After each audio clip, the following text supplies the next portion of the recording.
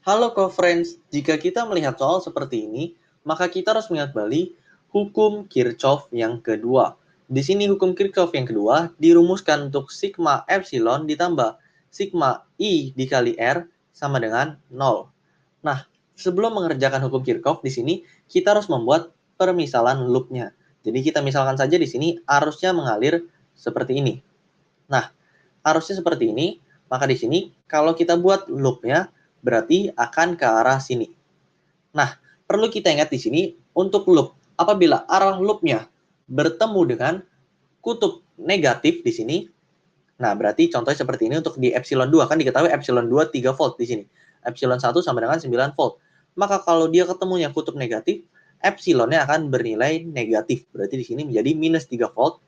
Kemudian di sini kalau dia ketemu kutub positif seperti di sini di epsilon 1, maka dia tandanya akan positif juga.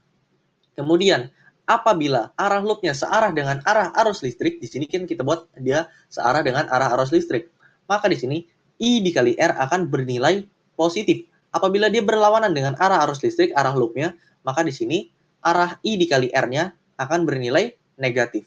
Nah, tapi kebetulan di sini kita buat arah loop searah dengan arah arus listrik, sehingga di sini I dikali R seluruhnya akan bernilai positif. Kita lihat di sini R1 dikali 1 ohm, langsung kita masukkan ke dalam gambar saja agar tidak bingung. R2-nya 3 ohm, dan R3-nya di sini adalah 8 ohm.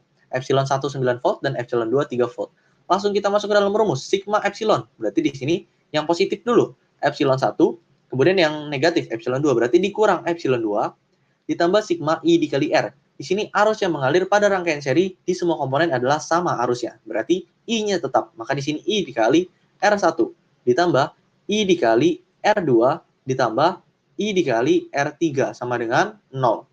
Kita masukkan epsilon 1 9 volt dikurang epsilon 2-nya 3 volt, ditambah di sini I dikali R1-nya adalah 1 ohm, sesuai info di soal tadi, ditambah I dikali R2-nya di sini adalah 3 ohm, ditambah I dikali R3-nya diketahui adalah 8 ohm, sama dengan 0. Nah, berarti di sini 9 kurang 3 kita dapat 6, ditambah di sini 8I tambah 3I tambah 1I. Berarti menjadi 12I sama dengan 0. Maka di sini 12I kita dapat sama dengan minus 6, berarti I-nya sama dengan minus 0,5 ampere.